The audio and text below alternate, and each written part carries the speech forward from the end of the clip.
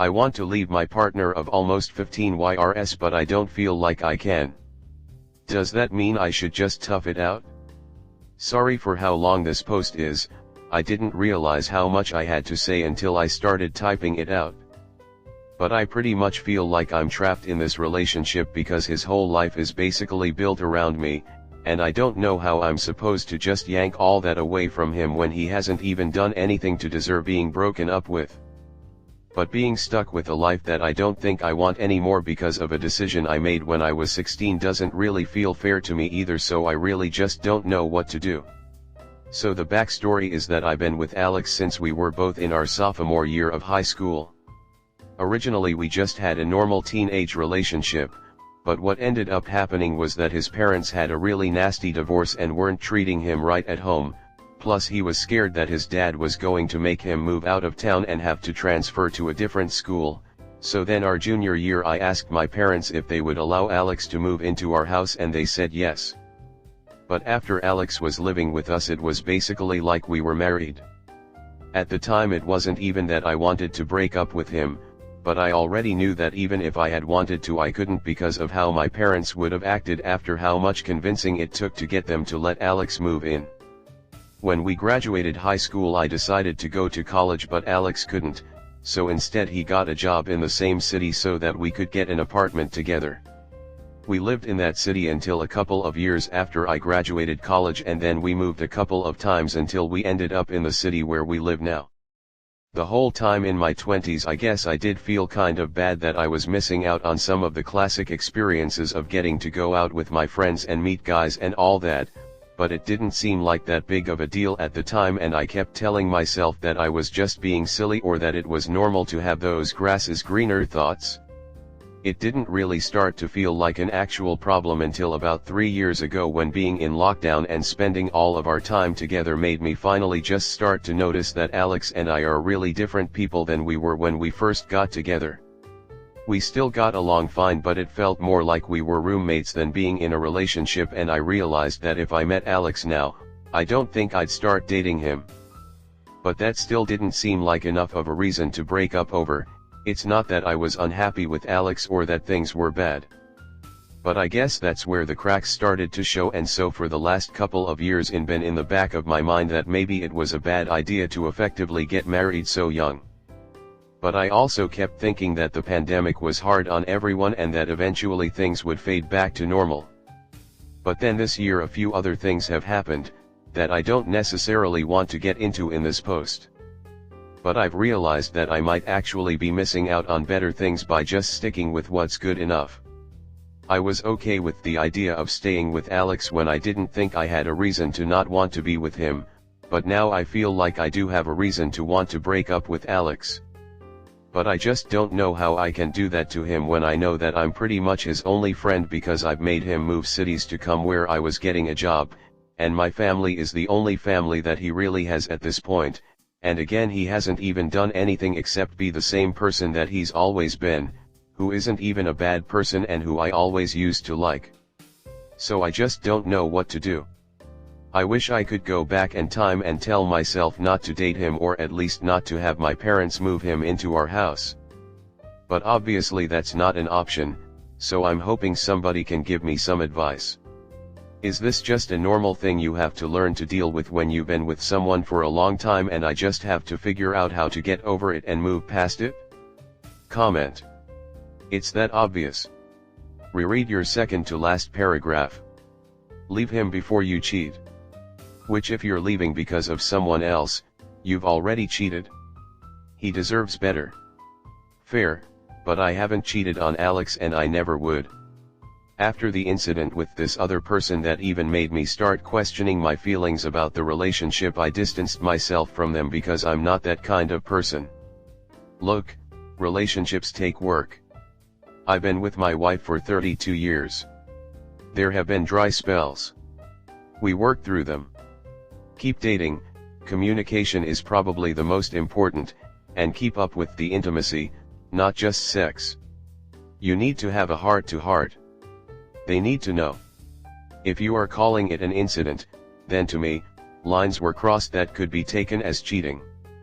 If you've checked out from salvaging your relationship, then just set them free. If your bedroom frequency has declined, they probably suspect something. We not completely dumb all the time. I can relate to this post so much. I married the only girl I ever dated. I lost my virginity to her on our wedding night. Now I have major regrets. Please, if you have doubts and have been stuck in a life you don't want, please leave. Don't worry about what he thinks or how intertwined your lives are. Just leave. Think about the freedom you will finally experience and get to enjoy. Think about all the experiences you always wanted to have. Go have fun. In the most honest way I can say, you are doing something horrible to him. You are not doing him a kindness.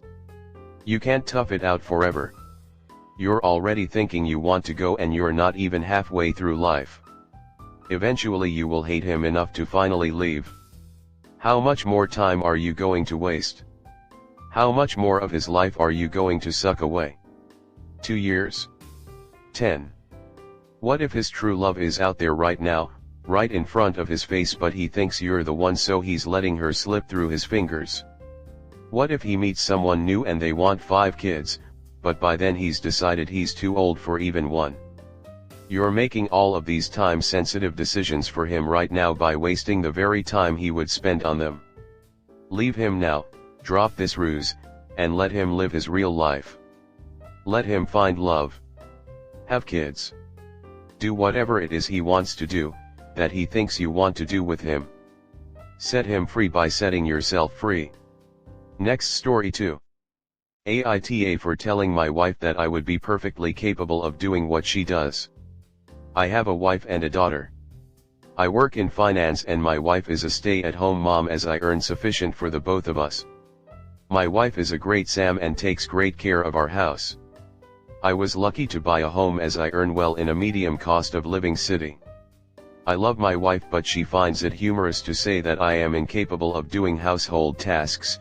We had agreed that she would do them when we decided she would stay at home, but I do stuff occasionally when we are both home if she asks me to, but then if I say load the dishwasher for her, she will claim I did it wrong just because I do it different than she does. It still cleans well. The other day we were eating and she told me about her day and how she went grocery shopping and optimized the cost by buying specific items at specific stores and accounting for the cost of traveling to each store, and she made an offhand remark that I would never be able to do that and said it in a "what would you ever do without me" kind of way. I replied back saying that of course I could do it. I handle complex decisions and calculations at my work as I work in finance, and that I have a master's degree and what I do involves more intellect than household operations. Even though I acknowledged and appreciate what she does, I would be capable if the roles were reversed. She got angry and seemed to think I was calling her stupid when I wasn't, and then cried, and now I feel like an op. She said she was a very good student and had she graduated she would be in my position as well. My wife and I met in college, but she was an international student studying physics and computer science, and she had issues with her loan from her home country and could not afford to complete it, and we got married then so she could stay. Initially she wanted to complete it later after finding the funds, but she agreed to be a Sam when I got a good job, and I appreciate that a lot as we were able to have a kid early on even while I was both completing my master's and working full-time. Comment. Yes, op should read well between the lines. The wife is not happy in her role right now. She might have thought she'd be enjoying a Sam life but found out it's not fulfilling long term. I totally adored staying with my baby for 1 year, loved doing everything around the house, but by the end of the year I felt as if my brain was shrinking. I talked baby talk most of the day, was talking to other moms about baby stuff, and wasn't intellectually challenged at all. I couldn't do it long term. Op, if you value your wife, sit down with her calmly and ask her how she feels, what wishes she has, and if there was anything she'd like to change. Show her that you listen and care. Just because she agreed to a lifestyle doesn't mean she cannot change her mind. If she wants to go study part-time, make this possible for her. Hire a cleaner and send the kid to daycare. Don't expect her to do that little household on the side. Give her a break. Oh, this reeks of an insecure man who wants to keep his talented wife in check by securing she stays economically dependent. She was an academic snob. You mean, she was doing so well academically that she was able to choose the institution, including Ivy League ones? I tell her it is hard to start a career late, way to demotivate an already insecure person. Subtle remarks like this can nag at you until you believe them yourself and think you will never be able to make it in life. If this woman is as clever as Op describes her, I really hope she wakes up soon and realizes the manipulation and disappointment she has been subjected to. The wife sounds way above Op's league, and I'm sure he realized that pretty early on and made sure to chain her to him while her visa status was still insecure and she hadn't finished her education. Pathetic. YTA. Oh dear. You need to go back to husband's school. She was telling you about her day and probably was pleased that she'd shop the way she did. It might not be rocket science, but as well as sharing facts about her day, she wanted recognition of her value to you. I will say that again, as you are a slow learner, Mr. Master's degree. She wanted recognition of her value to you. A comparison of your job skills was inappropriate. Of course, if you blether on about your fancy pants finance capabilities, she will feel put down. Your attitude of "I do really clever financial stuff, so of course I can do your job" is disrespectful and hurtful. Household management is a skill. It is both practical and requires specialist knowledge. It requires someone who can get things done.